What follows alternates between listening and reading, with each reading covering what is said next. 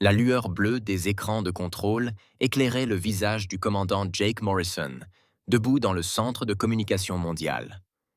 Derrière les hautes fenêtres, les montagnes rocheuses s'étendaient sous le soleil matinal.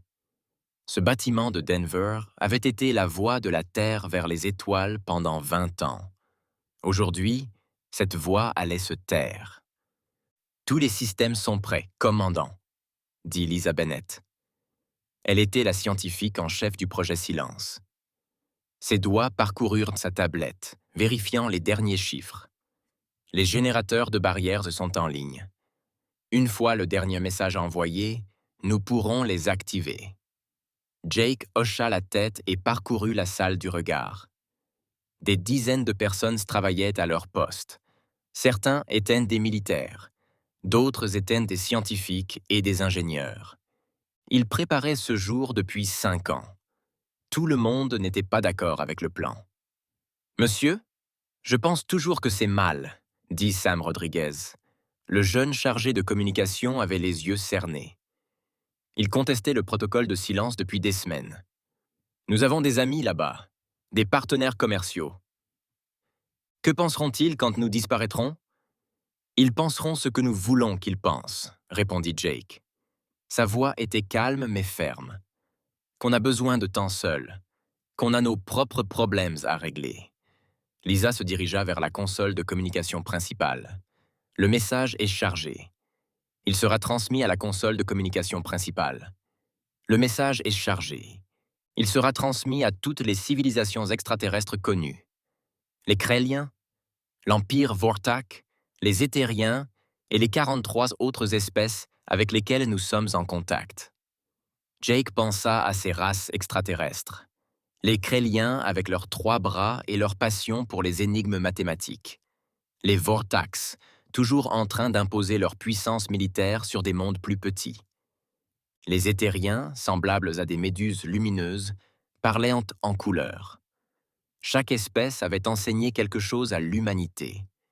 Il était temps pour les humains de s'instruire eux-mêmes. « Diffusez le message une fois de plus », ordonna Jake. Les haut-parleurs de la salle s'animèrent avec la voix enregistrée du président mondial de la Terre. « Amis des étoiles, la Terre doit maintenant se tourner vers l'intérieur. Nous devons prendre soin de notre jardin. Nous vous remercions pour votre savoir et votre amitié. Mais maintenant, nous devons grandir seuls. Ne nous cherchez pas. Ne vous inquiétez pas pour nous. Quand nous serons prêts, nous reviendrons. D'ici là, adieu. » Sam secoua la tête. 250 ans. Mes arrière-arrière-petits-enfants ne se souviendront même pas de ce qu'était un contact extraterrestre. C'est là tout l'enjeu, dit doucement Lisa. Nous avons besoin de temps pour devenir ce que nous sommes censés être. La technologie que les Kréliens ont partagée, le savoir biologique des Éthériens, les systèmes énergétiques que nous avons appris des Vorfex. Nous devons les rendre véritablement humains pour qu'ils évoluent sans influence extérieure. Jake consulta sa montre. Il était presque l'heure. Partout dans le monde, d'autres centres comme celui-ci se préparaient. À Moscou, Pékin, Londres et Sao Paulo, des opérateurs humains attendaient le signal. Le commandant Morrison, un technicien, a appelé. Nous recevons plusieurs messages entrants. L'ambassadeur de Ziletti souhaite fixer la date de la réunion commerciale du mois prochain. Les Vortax nous interrogent sur notre traité de défense. Les Éthériens ont envoyé une nouvelle invitation à leur festival de la sagesse. Enregistrez-les tous, dit Jake. Ils auront leur réponse bien assez tôt. Il se dirigea vers la console principale et posa sa main sur le scanner. Son empreinte palmaire brillait en vert. Commandant Jake Morrison, code d'autorisation 77, alphanine. Début de la transmission finale. La salle se tut, à l'exception du bourdonnement des machines. Sur l'écran principal, ils pouvaient voir le message parcourir l'espace, transporté par des transmetteurs quantiques vers une centaine de mondes différents, certains proches, à seulement des années-lumière, d'autres si lointains que l'esprit humain pouvait à peine saisir la distance. « Transmission terminée », annonça Lisa. Toutes les espèces recevront notre message dans l'heure qui suit. Jake prit une profonde inspiration. Une fois la barrière levée, il n'y aurait plus de retour en arrière possible. La Terre serait seule, cachée derrière un champ d'énergie qui rendrait le système solaire tout entier invisible au reste de la galaxie, la plus grande disparition de l'histoire. « Activez la barrière », ordonna-t-il. Lisa appuya sur une série de boutons.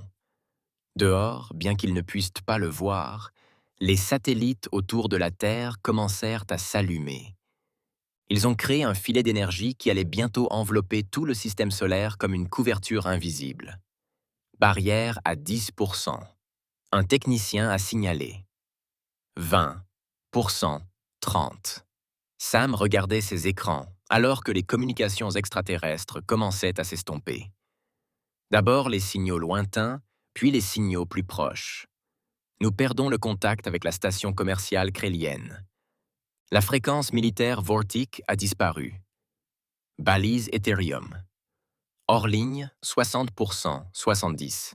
Jake sentit le poids de sa décision. 300 milliards d'humains sur Terre et les colonies lunaires étaient désormais coupées du reste de l'univers. Tout cela pour un plan qui pourrait changer l'humanité à jamais. Ou la détruire. 70%, 95%. Le dernier signal extraterrestre vacilla et s'éteignit. Les récepteurs terrestres se turent.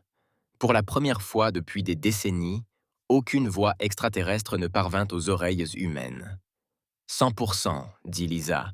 La barrière est complète. Nous sommes seuls. Jake regarda les montagnes. Elles semblaient éteintes. Mais tout avait changé. La Terre avait fermé ses portes à la galaxie. Le vrai travail allait maintenant commencer. Il fallait prévenir toutes les installations terrestres, dit-il. La première phase est terminée. Commençons la deuxième. Tandis que son équipe se mettait au travail, Jake se demandait ce que les extraterrestres allaient y penser. Tenteraient-ils de franchir la barrière? Oublieraient-ils la Terre? S'en soucieraient-ils seulement? Il toucha la vitre. Quelque part, au-delà du bouclier invisible, des esprits extraterrestres recevaient le dernier message de la Terre. Nous devons prendre soin de notre jardin. Ne nous cherchez pas. Dernier message. Nous devons prendre soin de notre jardin. Ne nous cherchez pas. La galaxie devrait se passer de l'humanité pendant un certain temps. 250 ans, ce n'était pas si long pour qu'une espèce se trouve. Du moins, Jake l'espérait. Derrière lui, Sam Rodriguez fixait ses écrans éteints. Toutes ces voix venues des étoiles, réduites au silence. Toutes ces connexions, coupées. Il n'était pas d'accord avec le plan, mais il ferait son devoir. C'est comme ça que ça commence, dit Lisa, debout à côté de Jake. C'est comme ça que ça commence, acquiesça-t-il. Le soleil montait plus haut au-dessus des montagnes. À l'intérieur du centre de communication globale, les derniers opérateurs spatiaux de la Terre prenaient leur nouvelle fonction. Au lieu de parler aux étoiles, ils allaient désormais protéger le dernier opérateur spatial de la Terre. Les derniers opérateurs spatiaux commençaient leur nouvelle mission. Au lieu de parler aux étoiles, ils allaient désormais protéger le silence de la Terre. Le grand silence avait commencé. Les étoiles semblaient différentes depuis le pont de commandement de la station de recherche Zéalote. L'ambassadeur Krix fixait depuis 3 heures l'espace vide d'où provenaient les signaux terrestres. Ses 4 yeux, disposés en losange sur son visage aux écailles bleues, ne laissaient transparaître aucune émotion.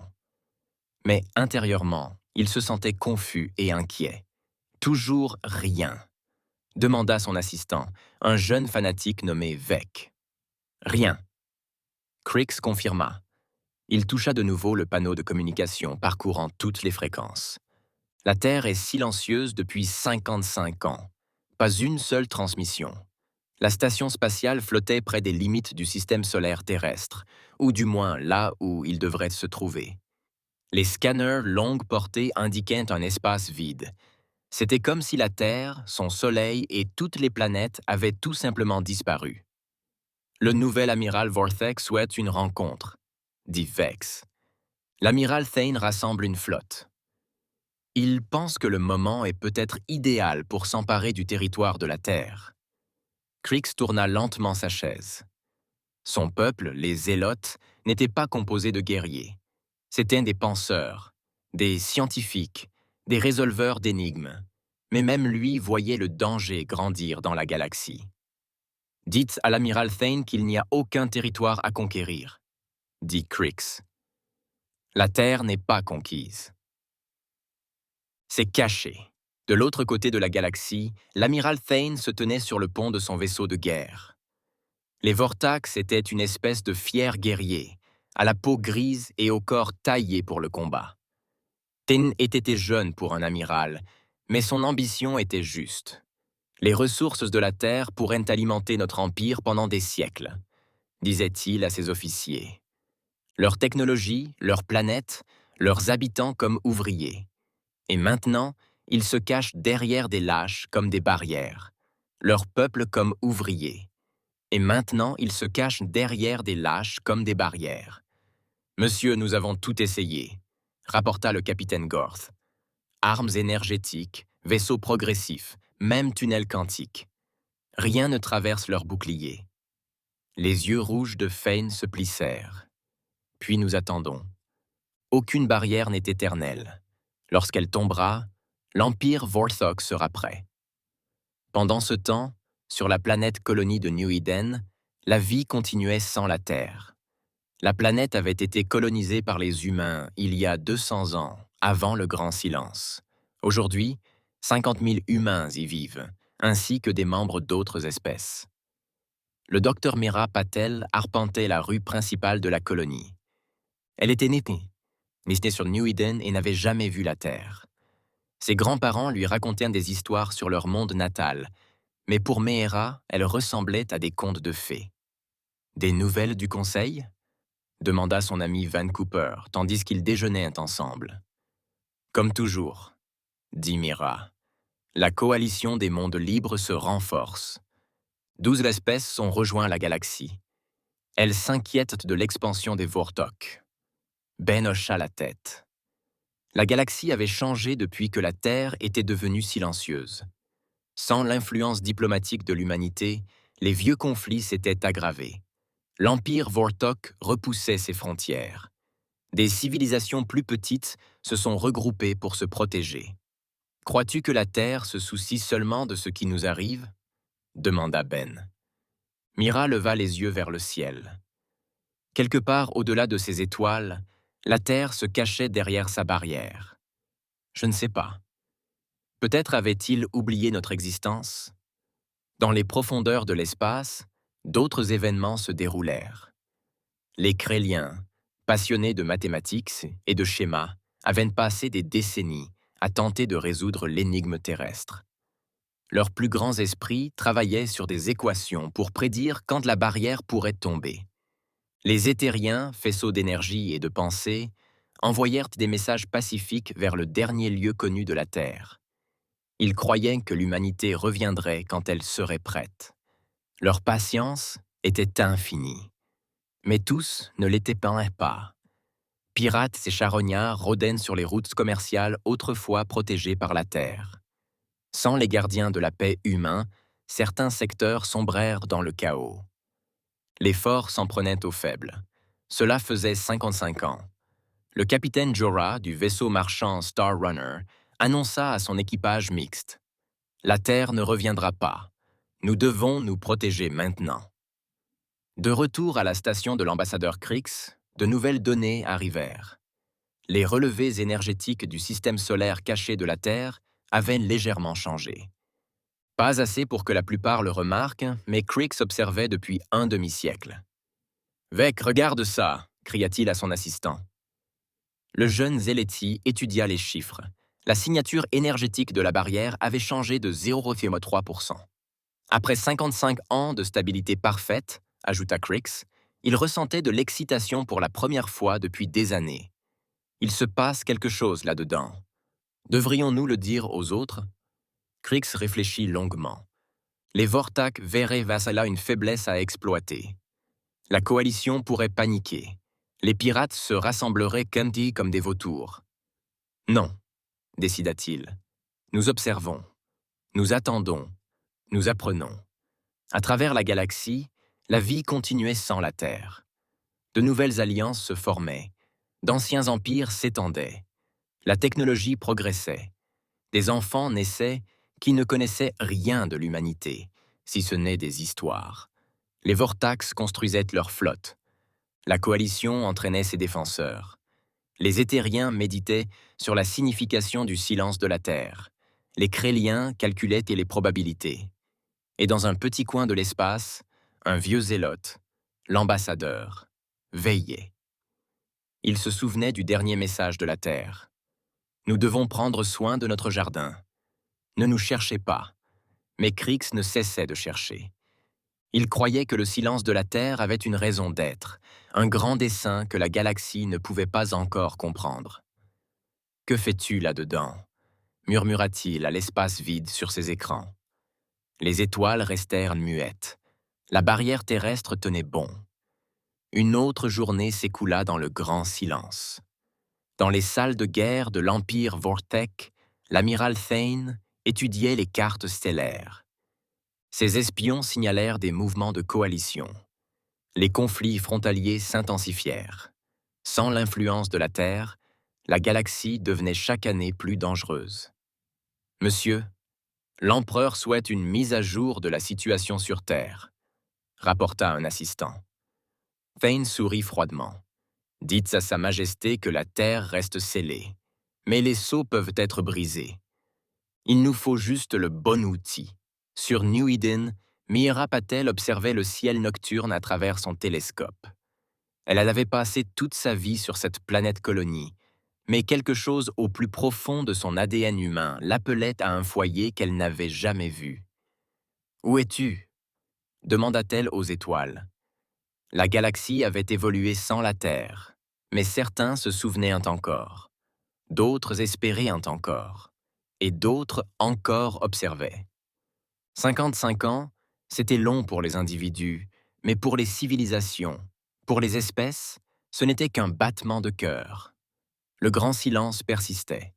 Le pont de la Liberté, à l'aube, trembla lorsqu'une nouvelle explosion de plasma frappa les boucliers. La capitaine Alina Vasquez agrippa son siège de commandement et hurla des ordres par-dessus le bruit de la bataille. « Ripostez, visez leurs moteurs », ordonna-t-elle. Son officier tactique, Paul Chen, actionnait sa console d'un doigt vif. « Les boucliers sont à 40%, rapporta Paul. On ne peut plus en supporter beaucoup plus. Nous étions en 2145. La galaxie brûlait de guerre. L'Empire Vortak était devenu trop puissant, trop avide. Ils voulaient tout.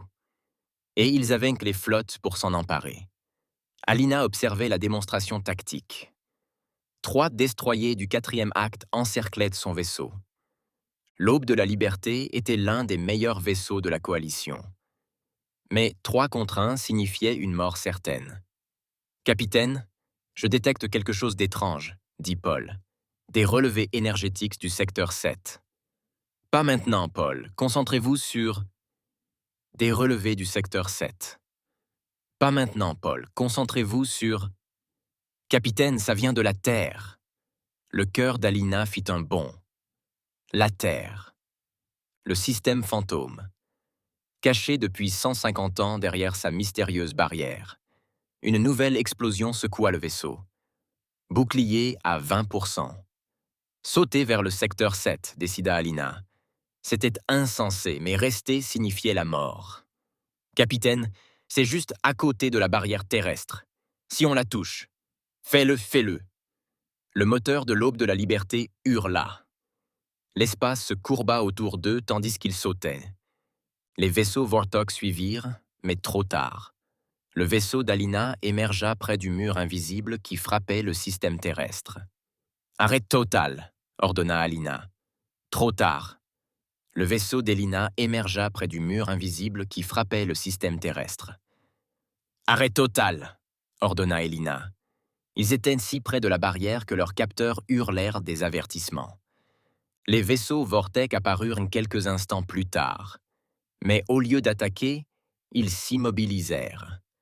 Leur commandant connaissait les histoires. Les vaisseaux qui touchaient la barrière terrestre ne revenaient jamais. « Monsieur, la mesure d'énergie ?» dit Paul d'une voix étrange. La barrière vibre. Helena examina les données. Il avait raison. Pour la première fois depuis un siècle et demi, le bouclier terrestre montrait une activité. « Éloignez-nous lentement », ordonna-t-elle. « Envoyez ceux-ci au commandement de la coalition. Priorité absolue. » Sur le vaisseau amiral Vortak, la Conquête, l'amiral Thane étudiait les mêmes relevés. Il était plus âgé maintenant, sa peau grise marquée de cicatrices de guerre, mais son ambition restait forte. « Après toutes ces années, murmura-t-il, la terre s'agite. » Son second, le général Kortak, se tenait à ses côtés. « Monsieur, devons-nous attaquer le vaisseau de la coalition ?»« Non, pas ici, pas maintenant. » Les yeux rouges de Thane brillèrent. « Envoyez un message à l'empereur. La barrière terrestre montre sa faiblesse. » À travers la galaxie, la guerre faisait rage. Des planètes brûlaient. Des milliards de personnes mouraient. La coalition combattait courageusement. Mais les Vortax avaient plus de vaisseaux, plus de soldats, plus d'armes. Au poste de commandement mobile de la coalition, l'ambassadeur Krix était désormais un homme âgé selon les critères de Zeloff. Ses écailles bleues avaient viré au gris pâle. Mais ses 4 yeux observaient toujours les données de la Terre avec obsession. « Le rapport d'Alina confirme mes observations », déclara-t-il au conseil de guerre de la coalition. La barrière terrestre a changé. Les pulsations ont commencé il y a 3 jours. Était-ce en train de s'effondrer ? Demanda l'amiral Singh, chef militaire de la coalition. La moitié de sa flotte avait disparu. Ils avaient besoin d'espoir. Inconnu, admit Krix. Mais après 150 ans de parfaite stabilité, tout changement est significatif. Le conseil de guerre débattit. Certains voulaient tenter de franchir à nouveau la barrière terrestre. D'autres craignaient de réveiller un géant endormi. D'autres encore se fichaient de la Terre. Ils avaient une guerre à mener. Pendant ce temps, dans les profondeurs de l'espace, des vaisseaux de réfugiés fuyaient les zones de guerre. Des familles de dizaines d'espèces s'entassaient dans les soutes. Les enfants pleuraient. Leurs parents les réconfortaient avec de vieilles histoires de temps paisibles. « Parle-nous de la Terre, grand-père », demanda une jeune éthérienne à son aîné. Les anciens êtres resplendissaient, ternis par le souvenir. La Terre était belle, mon enfant. Les humains étaient étranges, mais bienveillants. Ils ont mis fin aux guerres. Ils ont partagé la nourriture. Ils ont raconté des histoires merveilleuses. Pourquoi sont-ils partis? Ils ne sont pas partis. Ils se sont cachés. Parfois, se cacher est le choix le plus sage.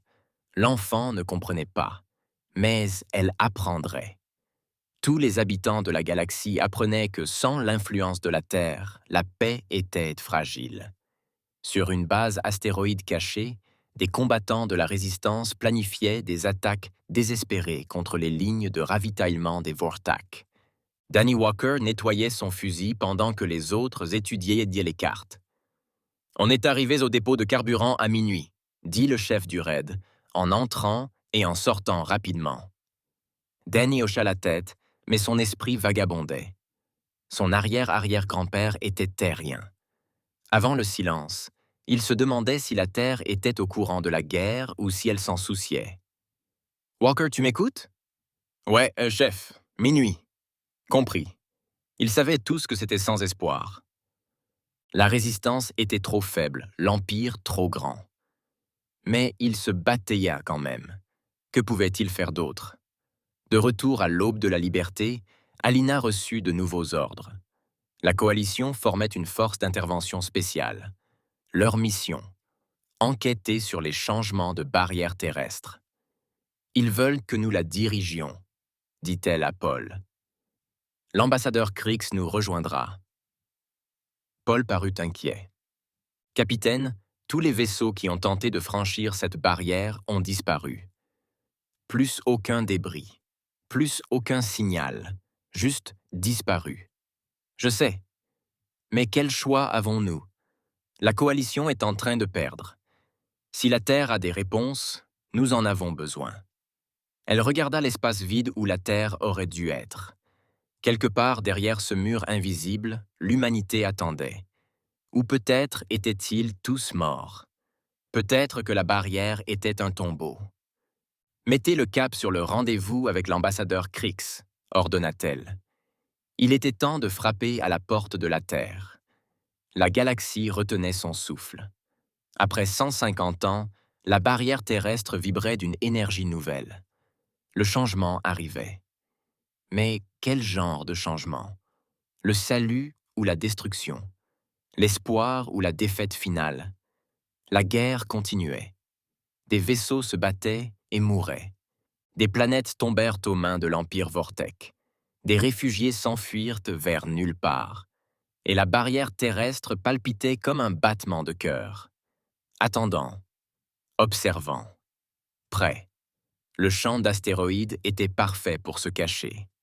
Danny Walker flottait dans l'obscurité, son petit chasseur coupé pour éviter d'être détecté. Par la fenêtre de son cockpit, il observait l'impossible. La barrière terrestre était désormais plus que palpitante. Ça ondulait comme de l'eau.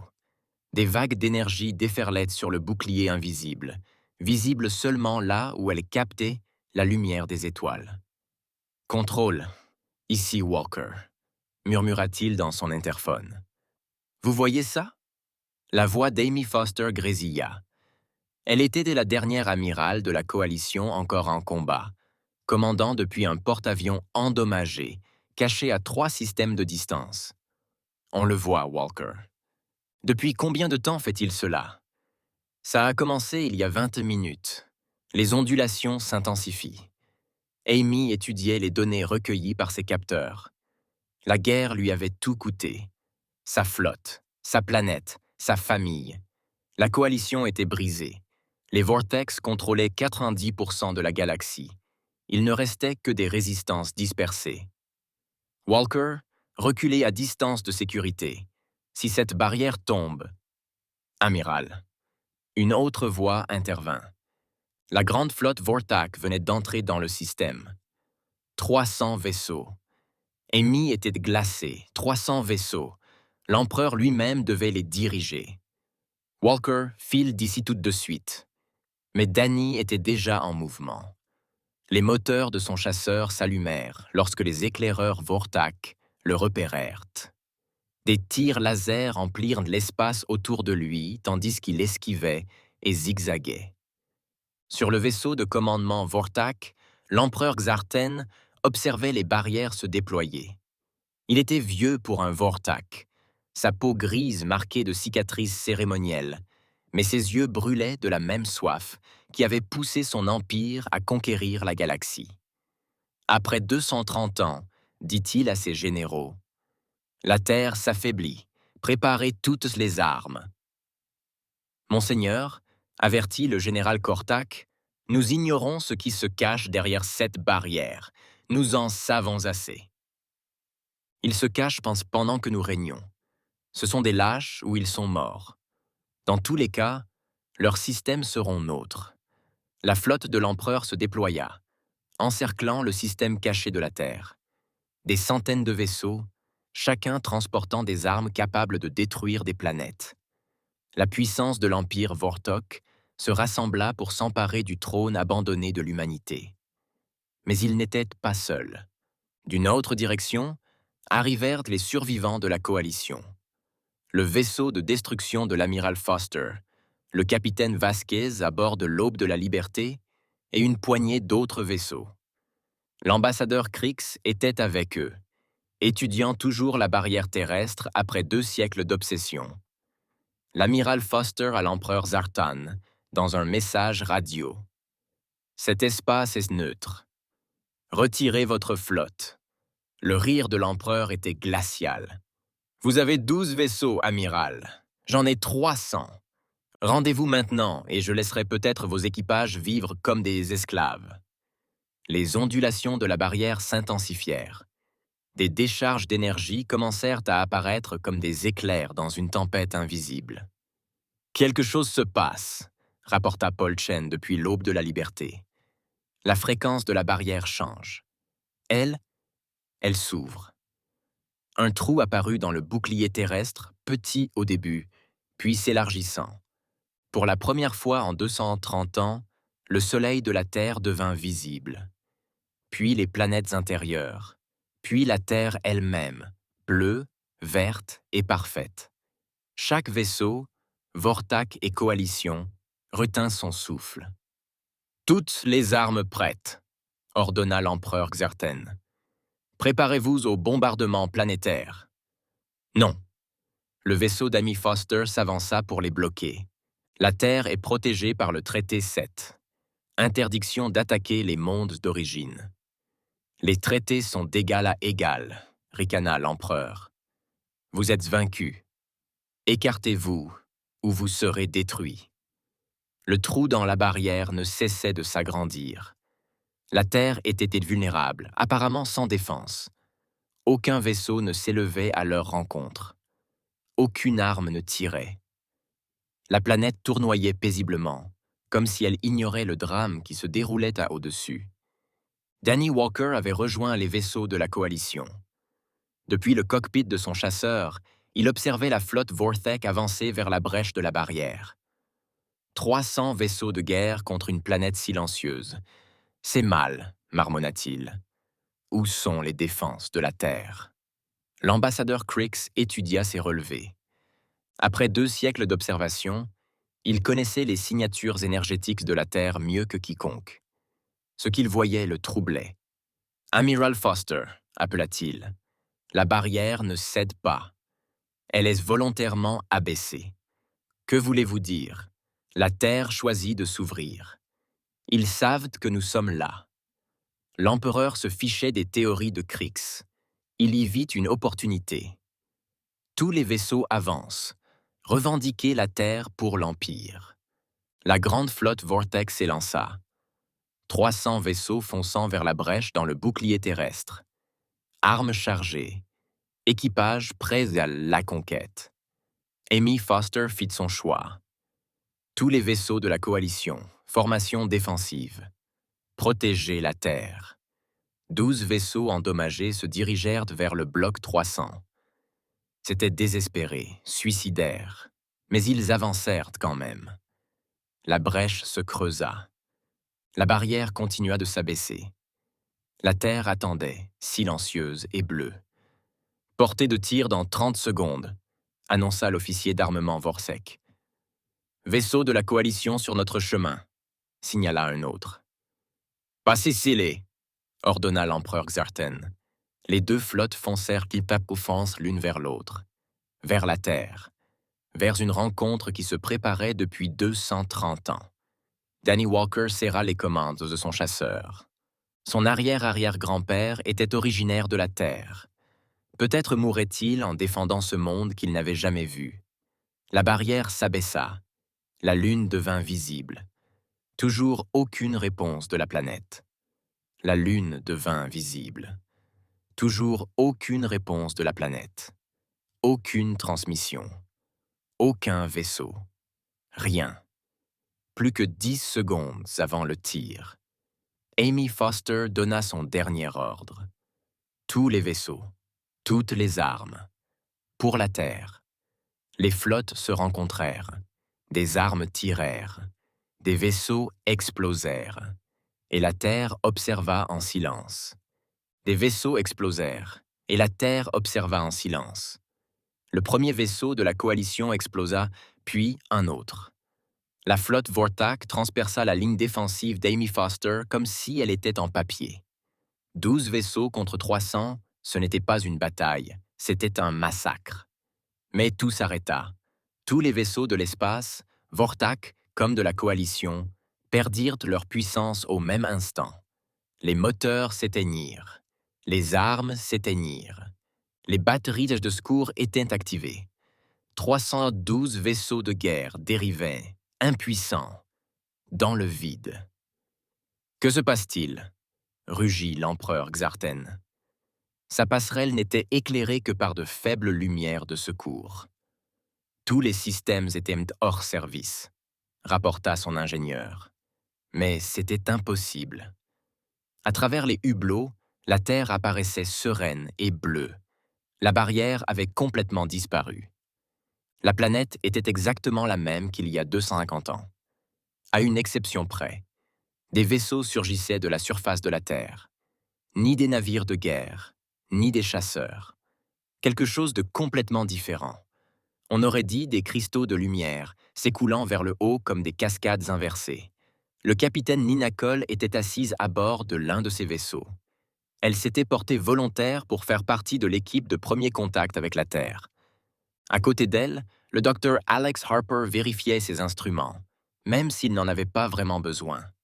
Le vaisseau réagissait à la pensée, pas aux commandes. « Ayez des pensées calmes », dit Nina à son équipage hétéroclite. « Souvenez-vous de l'entraînement. Nous sommes des ambassadeurs, pas des guerriers. » Les vaisseaux de cristal se déployèrent parmi les flottes à la dérive. L'un d'eux s'approcha du vaisseau amiral de l'empereur Zarten. Un autre plana vers le porteur d'Amy Foster. Ils se mouvaient comme des êtres vivants, curieux et doux. L'ambassadeur Crix observait depuis sa position impuissante. Ses 4 yeux étaient écarquillés d'émerveillement. « Magnifique », murmura-t-il. Un vaisseau de cristal toucha sa coque. La lumière traversa les parois, et soudain Crix ne fut plus seul. 3 humains se tenaient devant lui, mais il savait qu'ils n'étaient pas vraiment là. C'était une projection, mais parfaite dans les moindres détails. « Ambassadeur Crix », dit l'un d'eux. Il paraissait d'âge mûr, avec un regard bienveillant et des cheveux grisonnants. « Je suis James. Nous vous observons, nous observer. 200 ans, c'est long pour veiller. » La voix de Crix tremblait. « Et vous? Vous saviez que j'étais là. Nous savions tout ce qui se passait dans la galaxie. Nous avons observé. Nous avons appris. Nous nous sommes préparés. » Sur le vaisseau amiral Vorsek, l'empereur Zartan faisait face à ses propres visiteurs. Les humains apparus sur sa passerelle semblaient jeunes, mais leurs yeux reflétaient une sagesse ancestrale. Empereur Zartan. Une femme dit « Je suis le capitaine Cole, bienvenue sur Terre. Comment osez-vous » La rage de l'empereur déborda. « Vous avez neutralisé ma flotte. Vous vous êtes cachés comme des lâches pendant des siècles. Maintenant, vous... Nous ne nous sommes pas cachés de coït. » Nana l'interrompit doucement. « Nous nous sommes cachés pour devenir quelque chose de nouveau. Voulez-vous voir ?» Avant qu'il puisse répondre, l'empereur se retrouva ailleurs. Non pas sur son pont, mais dans un vaste jardin. La terre s'étendait devant lui, mais pas celle qu'il attendait. Villes et natures se fondaient parfaitement. Les bâtiments poussaient comme des arbres. Des rivières claires traversaient les centres urbains. L'air lui-même semblait chanter. « Ce n'est pas réel, » gronda Xarten. « C'est aussi réel que la pensée, » expliqua Nina. « Nous avons appris à fusionner conscience et technologie, à guérir plutôt que de nuire, à créer plutôt que de détruire. » Sur le porte-avions d'Amy Foster, l'amiral se retrouva face à sa propre vision. Les représentants de la Terre lui montrèrent des hôpitaux capables de guérir n'importe quelle maladie. Des écoles où les enfants de toutes les espèces apprenaient ensemble. Des fermes capables de nourrir des milliards de personnes sans nuire à la Terre. « Comment ?» demanda Anne, les larmes aux yeux. Sa planète natale avait été incendiée par les vortex. Des milliards de morts. Et voici la Terre, parfaite et intacte. « Le temps, » répondit le docteur Harper. « Nous avons utilisé notre isolement pour évoluer. Pas seulement nos corps, mais aussi nos esprits. Nos âmes, si l'on croit en de telles choses. » Danny Walker flottait dans son chasseur impuissant, regardant les vaisseaux de cristal danser entre les vaisseaux de guerre. L'un d'eux s'approcha de son petit vaisseau, l'entourant d'une douce lumière. Dans la lueur, son arrière-arrière-grand-père apparut. « Bonjour, Danny. » Le cœur de Danny s'arrêta. « C'est impossible. Tu es mort avant ma naissance. »« Moi, si.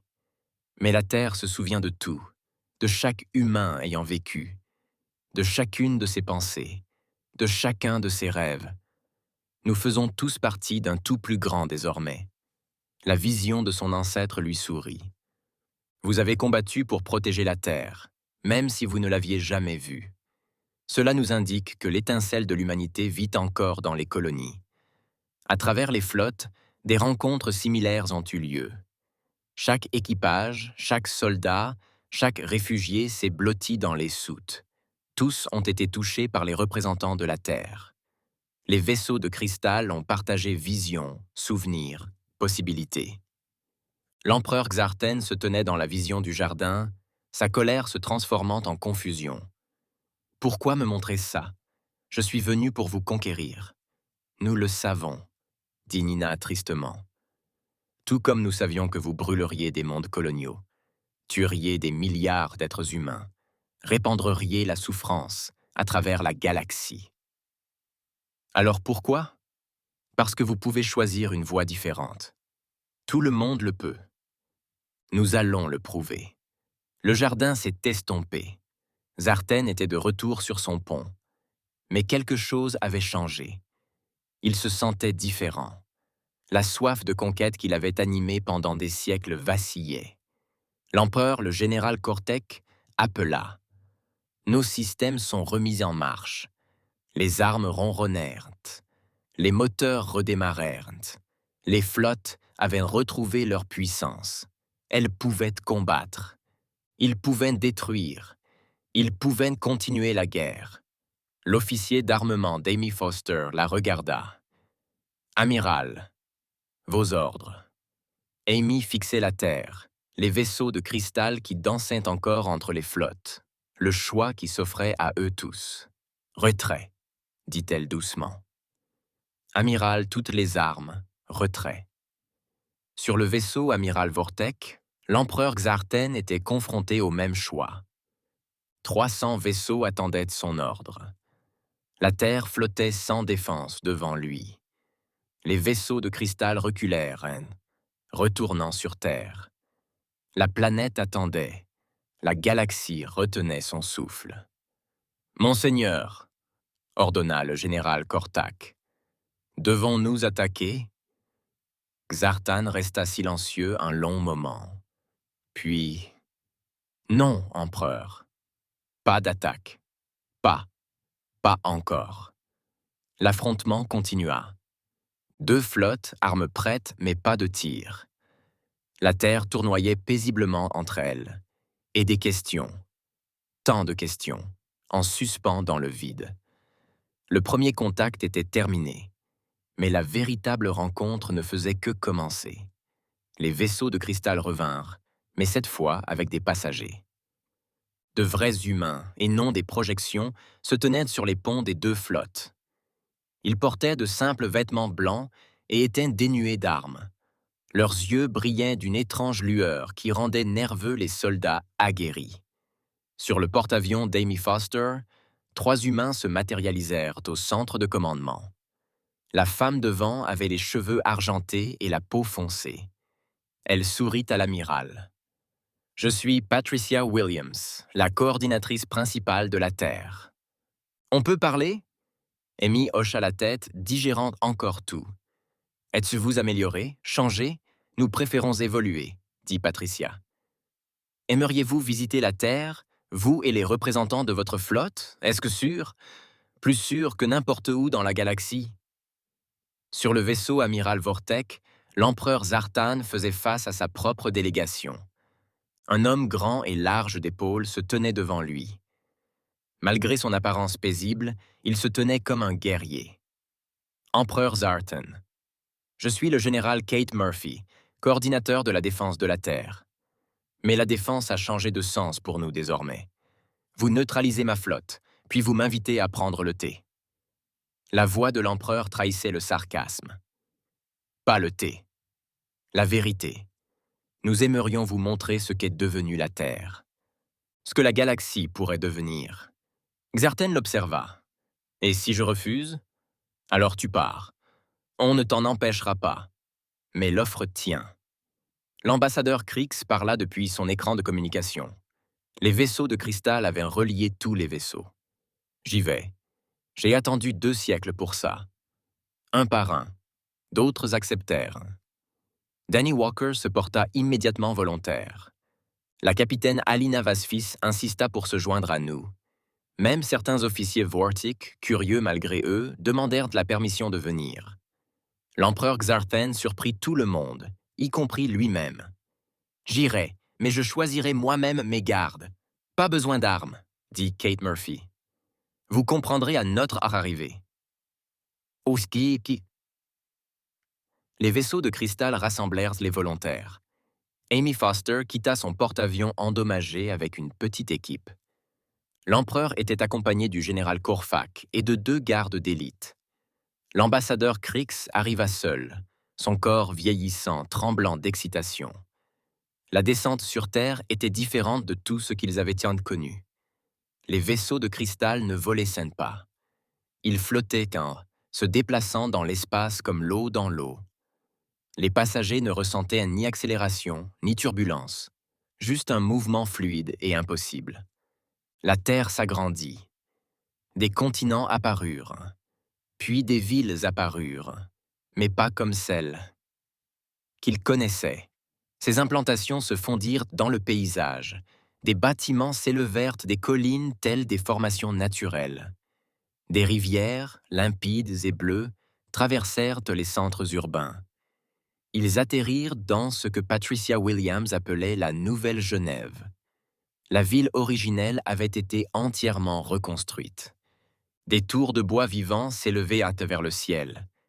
Les rues étaient des jardins. L'air sentait la pluie printanière. « Bienvenue sur Terre », dit Patricia en sortant. La gravité semblait étrange à ceux qui avaient vécu dans l'espace, mais la sensation dans leur esprit était encore plus étrange. Une légère pression, comme se tenir au milieu d'une foule tout en se sentant complètement seul. « C'est ça le collectif », expliqua le Dr Marcus Johnson. Il avait rejoint le comité d'accueil. Chaque être humain sur Terre est connecté. Nous partageons nos pensées, comité. Chaque être humain sur Terre est connecté. Nous partageons nos pensées, nos sentiments, nos connaissances, mais nous gardons notre individualité. Contrôle mental, demanda l'empereur Xartan avec méfiance. Partage mental, volontaire. Nous pouvons nous déconnecter à tout moment. Mais pourquoi le ferions-nous? Imaginez savoir ce que tout le monde sait. Ressentant ce qu'il ressentait, comprenant parfaitement, il traversait la ville. Des humains de tous âges les regardaient s'en passer. Des enfants jouaient dans des fontaines défiant la gravité. Des adultes cultivaient des jardins où se mêlaient nourriture et art.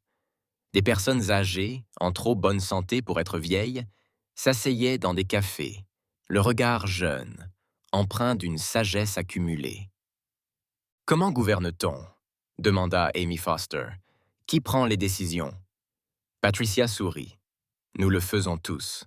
Lorsqu'on est connecté, on comprend les besoins de chacun. Les décisions se prennent d'elles-mêmes. Le meilleur choix devient évident. » Ils visitèrent une école où des enfants humains apprenaient aux côtés d'extraterrestres holographiques. Les leçons étaient des jeux. Les jeux étaient des leçons. Le savoir coulait comme un jeu. Ils virent des hôpitaux où les maladies étaient guéries par la pensée et la lumière. Des centres de production où les matériaux s'assemblaient pour former les nuances nécessaires. Des postes de défense qui protégeaient par la compréhension et non par la destruction. « Vos armes !» observa le général Kortak. « Où sont-elles » Kate Murphy fit un geste vers la ville paisible. « C'est notre arme. Compréhension. Connexion. Pourquoi combattre quand on peut guérir? Pourquoi détruire quand on peut créer? De belles paroles, grommela Xarten. Mais la galaxie brûle. Votre paix ne signifie rien pour les morts. Nous savons, dit tristement Marcus Johnson. Nous avons vu chaque mort, ressenti chaque douleur. C'est pourquoi nous mettons fin à notre isolement. Ils atteignirent une haute flèche au centre-ville. À l'intérieur, des écrans montraient quand la galaxie entière, chaque conflit, chaque vaisseau de réfugiés, chaque monde incendié. Nous avons tout surveillé, expliqua Patricia, attendant le bon moment. La galaxie devait apprendre ce qui se passe sans coopération. Maintenant, nous allons montrer ce qu'il est possible d'y parvenir. Comment? Demanda Annie. En partageant notre évolution sans la forcer. En la proposant. Chaque espèce peut rejoindre le collectif si elle le souhaite. Conserver son unicité tout en gagnant notre connexion. L'empereur Xarten rit d'un rire rauque. Tu crois que j'abandonnerai mon empire pour rejoindre ton esprit de ruche? Pas de ruche, corrigea Kate. Symphonie. Chaque voix distincte mais harmonieuse. Et tu ne renoncerais à rien. Tu gagnerais tout. Elle toucha un panneau. L'écran affichait Vortic Prime, la planète natale de l'empereur. Mais changement. Les usines militaires devinrent des centres d'art. Les terrains d'entraînement des jardins. Le peuple toujours fier, toujours fort, mais sans plus aucune soif de conquête. Un rêve, dit Zarten, mais sa voix manquait de conviction. Une possibilité, proposa Patricia. Nous ne sommes pas des conquérants. Nous sommes des jardiniers. Nous voulons aider la galaxie à grandir. La visite se poursuivit. Chaque vision, chaque explication ébranlait les vieilles croyances. L'ambassadeur Creeks pleurait ouvertement, voyant ses décennies de foi récompensées. Danny Walker souriait comme un enfant, comprenant enfin son héritage. Même les Vortak devinrent pensifs. Le général Kortak, né pour la guerre, regardait les enfants jouer sans crainte et sentit quelque chose se fissurer en lui. Alors que le soleil se couchait, ils se rassemblèrent dans un amphithéâtre de jardin. Des milliers d'humains évolués les entouraient, et pourtant l'espace semblait intime. « Vous avez vu notre monde, » dit Patricia. « Maintenant choisissez, rejoignez-nous, et nous guérirons la galaxie ensemble. Refusez, et nous continuerons à vous aider, mais plus lentement. À vous de choisir. Nous avons besoin de temps, » dit Amy Foster. « Bien sûr, retournez à vos flottes. Discutez, décidez. Nous attendrons. Et si nous attaquions? » Xart Anne testa. Kate Murphy sourit tristement. « Alors nous vous arrêterons. Sans tuer, sans... Nous vous arrêterons et vous offrirons à nouveau. Et encore, jusqu'à ce que vous compreniez. » Les vaisseaux de cristal se préparèrent à les renvoyer à leur flotte. Tandis qu'ils se levaient, Danny Walker regarda la Terre. Le monde de ses ancêtres, le berceau de l'humanité, désormais le don de l'humanité aux étoiles. Le choix l'attendait. Le conseil de guerre de l'empereur dura 3 heures. Xartin était assis au bout de la table, ses généraux discutant autour de lui. Moitié désireux d'attaquer immédiatement, moitié conseillant la prudence. L'empereur lui-même resta silencieux, se souvenant. Ils sont faibles. Le général Vorth frappa du poing sur la table. Des imbéciles pacifiques aux belles paroles. Nous avons 300 navires. Des navires qu'ils ont mis hors d'état de nuire d'une simple pensée. Le général Kortak le lui rappela, sans même tirer. Une ruse. Une technologie que nous ne maîtrisons pas encore, mais que nous pouvons leur prendre. Sur le porte-avions de la coalition, Amy Foster fut confrontée à des débats similaires. Ses officiers étaient divisés. Certains y voyaient de l'espoir. D'autres voyaient dans l'évolution de l'humanité une menace pour leur propre identité. « Ils veulent nous changer », argumentait le capitaine Morris. « Faites-nous comme eux. Nous nous perdrons. » « Les visiteurs de la Terre semblaient-ils perdus ?» rétorqua Amy. « Ils nous aiment. Nous nous perdrons. » « Les visiteurs de la Terre semblaient-ils perdus ?» rétorqua Amy. Ils gardèrent de leur personnalité, leurs souvenirs. Ils n'en gagnèrent que plus. Plus. Pendant ce temps, L'ambassadeur Creeks avait déjà pris sa décision. Le vieux zéloté envoya des messages à son peuple, décrivant la transformation de la terre. Ses 4 yeux brillèrent de joie tandis qu'il parlait. 2 siècles d'attente, dit-il à son assistant Vec, et la réponse est plus belle que je ne l'imaginais. Le débat fit rage au sein des 2 flottes. Puis la Terre agit. Tous les systèmes de communication de la merde s'activèrent d'un coup. Pas piraté, invité. Patricia Williams apparut sur tous les écrans, l'air calme mais déterminé. « Nous nous excusons pour l'interruption », commença-t-elle. « Mais la galaxie brûle pendant que vous débattez. Des gens meurent pendant que vous hésitez. Nous n'attendrons plus. » L'écran diffusait des images en direct de toute la galaxie. Une flotte Vortec bombardant une planète de réfugiés. Des pirates attaquant un convoi médical. Des enfants mourant de faim dans des colonies abandonnées. Chaque seconde de dispute met fin à des vies. Alors, nous allons manifester, pas forcer. Manifester. L'empereur Xarten se leva.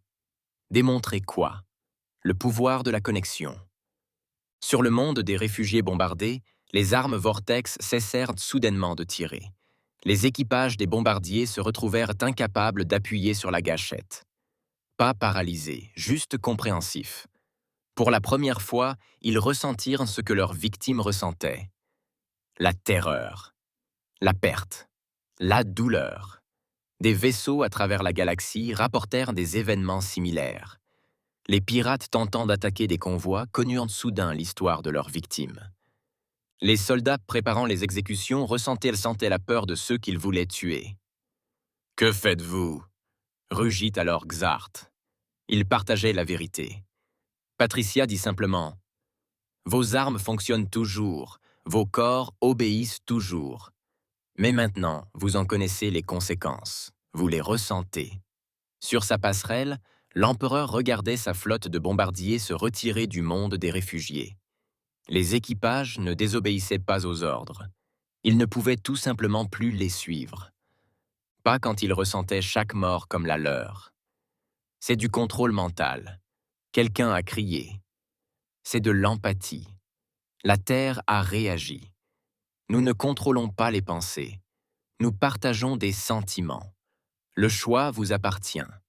Blesser les autres tout en ressentant leur douleur. Ou choisir une autre voie. La démonstration s'est propagée.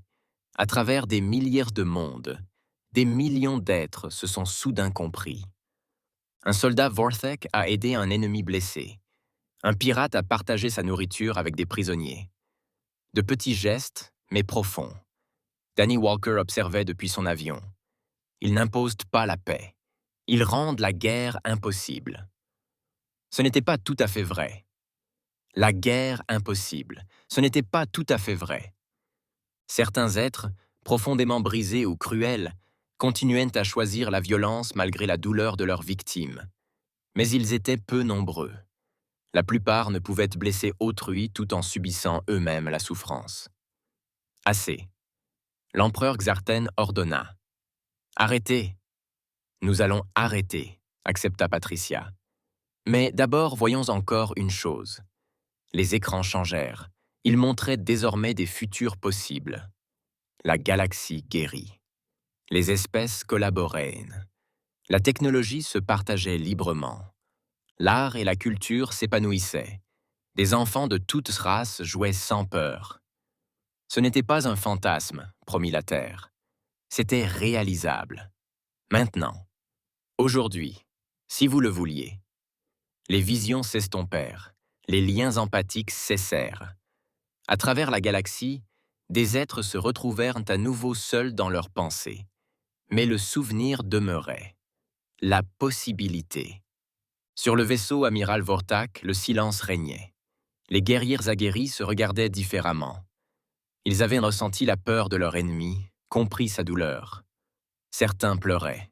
D'autres fixaient leurs armes avec dégoût.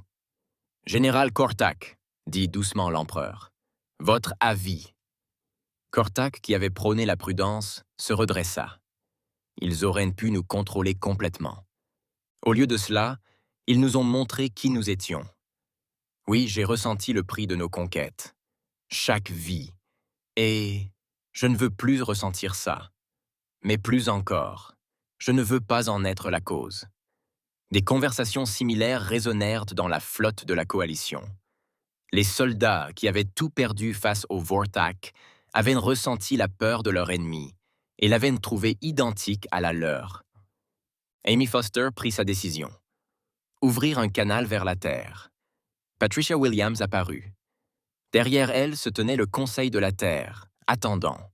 « Nous allons essayer, » dit Amy. « La coalition essaiera votre méthode, non pas parce que vous nous avez forcés, parce que vous nous l'avez montré. » Un par un, les autres vaisseaux de la coalition acceptèrent. Puis, un événement inattendu se produisit. Un destroyer Vortek demanda l'autorisation de faire défection. Puis un autre. Les officiers qui avaient ressenti la douleur de leur victime ne pouvaient plus la provoquer. L'empereur Xarten vit sa flotte se fracturer. « Vous avez détruit mon empire. » « Non, » corrigea Kate Murphy. « Nous avons montré à votre peuple qu'il était plus que conquérant. Le choix vous appartient toujours. Conduis-les vers quelque chose de plus grand, ou regarde-les le choisir sans toi. » L'empereur regarda ses vaisseaux fidèles restants, le regard hanté du général Kortak, la galaxie attendant sa décision. « J'ai besoin de temps, » dit-il finalement, « pour réfléchir, pour ressentir. »« Tu as du temps, » répondit la Terre. « Nous n'irons nulle part, et la vérité non plus. » Les flottes maintinrent leur position, n'étant plus ennemies, mais pas encore alliées. La galaxie observait, et pour la première fois depuis des siècles, l'espoir commença à grandir. La démonstration était terminée. Le véritable travail allait commencer. 6 mois passèrent. La galaxie changea lentement, puis soudainement. Telles des ondulations dans un étang, l'influence de la Terre se répandit de système en système, d'être en être, de cœur en cœur. L'empereur Xarten se tenait dans le jardin terrestre, non pas en conquérant, mais en étudiant. Sa peau grise avait perdu sa force de combat. Ses yeux rouges ne brûlaient plus de soif de pouvoir. « J'avais tort, » dit-il à Patricia Williams. Il marchait parmi les fleurs qui chantaient au gré du vent. Pendant des siècles, j'ai cru que la force était synonyme de domination. Maintenant, je sais que non.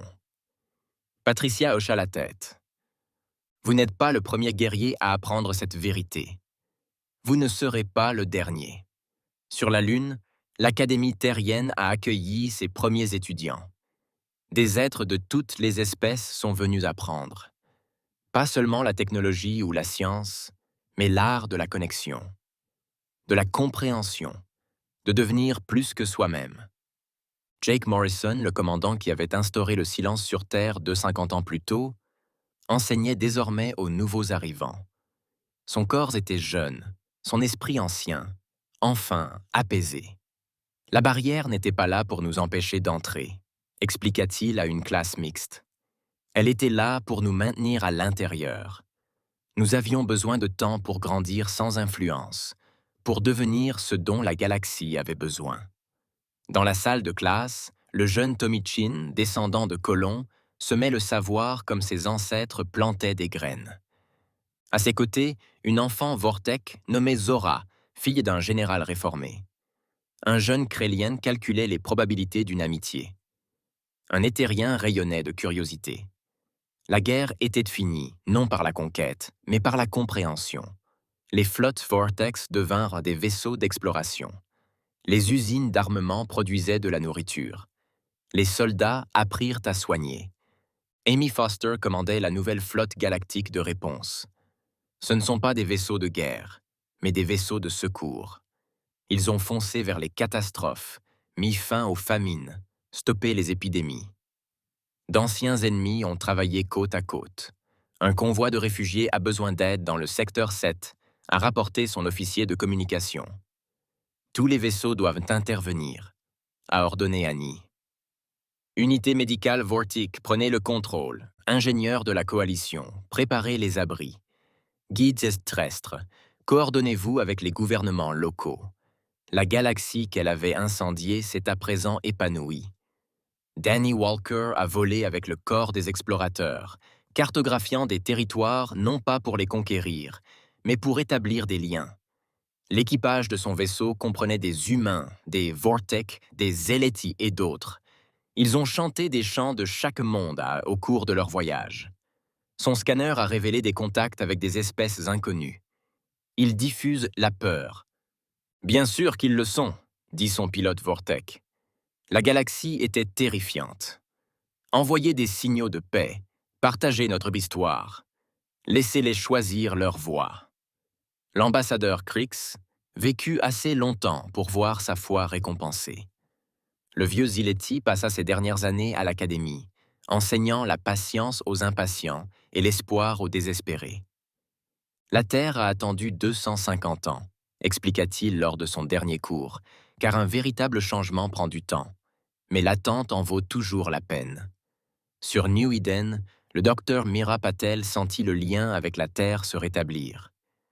Les colonies isolées rejoignirent le réseau en pleine expansion. Les humains, séparés depuis des siècles, se retrouvèrent réunis dans leur esprit et leur âme. « Nous rentrons chez nous », dit-elle à Ben Cooper, non pas en quittant New Eden, mais en nous connectant à notre véritable foyer, la conscience commune de l'humanité. L'empereur Xartan, désormais simplement Xartan, travaillait dans les jardins de la terre. L'ancien conquérant trouvait la paix en cultivant. Ses mains, autrefois armées, tenaient désormais des graines. Le général Kortak lui rendait parfois visite. Il dirigeait le corps de la paix Vortak, aidant les mondes à se relever de siècles de guerre. Tu avais raison. Kortak avait dit à son ancien empereur, « La Terre n'a pas détruit notre empire. Ils nous en ont libérés. Les vaisseaux de cristal ne nous semblaient plus étranges. Ils voyageaient entre les mondes comme des pensées entre les esprits, porteurs non de conquête mais de culture. L'art des Créliens, la musique des Éthériens, les histoires de la Terre. » Le capitaine Ninacol se tenait sur le pont d'observation de l'Académie terrienne. En contrebas, la Terre tournoyait dans sa danse ancestrale. Au-dessus, les étoiles autrefois divisées s'unissaient désormais. Cela en valait-il la peine ? Demanda Emma Davis, la pilote qui avait rencontré Xartan ce jour crucial. Nina sourit. Demandez aux enfants qui jouaient ensemble qui auraient pu être ennemis. Demandez à la guérison du monde plutôt qu'à son embrasement. Demandez à la galaxie de chanter plutôt qu'à ses cris. L'anniversaire arriva. Exactement 250 ans après le dernier message de la Terre aux étoiles. Patricia Williams se tenait là où Jake Morrison se tenait autrefois, dans le même bâtiment, désormais transformé. « À nos amis des étoiles », annonça-t-elle. « Le jardin de la Terre a grandi. Nous l'avons entretenu seul, mais il a toujours été destiné à tous. Le silence est terminé. La vraie conversation commence maintenant. À travers la galaxie, des êtres de toutes espèces ont entendu le message. Certains ont pleuré. Certains applaudissaient. Tous comprenaient. La Terre ne les avait pas abandonnés. Elle s'était préparée à leur arrivée. Tommy Chin, alors âgé de 12 ans, dessinait avec ses amis d'espèces diverses. Son croquis représentait la Terre au centre, non pas comme une règle, mais comme un cœur. Des lignes reliaient chaque monde, chaque espèce, chaque âme. « Qu'est-ce que tu dessines ?» demanda le professeur Martinez. « L'avenir, » dit simplement Tommy. « Là où chacun est chez soi. » Son ami Vortik, Zara, ajouta ses propres lignes au dessin. Le Krélien calcula des proportions parfaites. L'Éthérien le fit briller. Ensemble, ils créèrent quelque chose de magnifique. La galaxie avait retenu la leçon de la Terre. La force ne résidait pas dans la solitude, mais dans l'union. Le pouvoir ne résidait pas dans le fait de prendre, mais dans le fait de donner. La victoire ne résidait pas dans la conquête, mais dans la connexion. Dans les vieux récits, l'humanité visait les étoiles. Dans la vraie histoire, L'humanité a réuni les étoiles. Le silence avait pris fin. La symphonie avait commencé.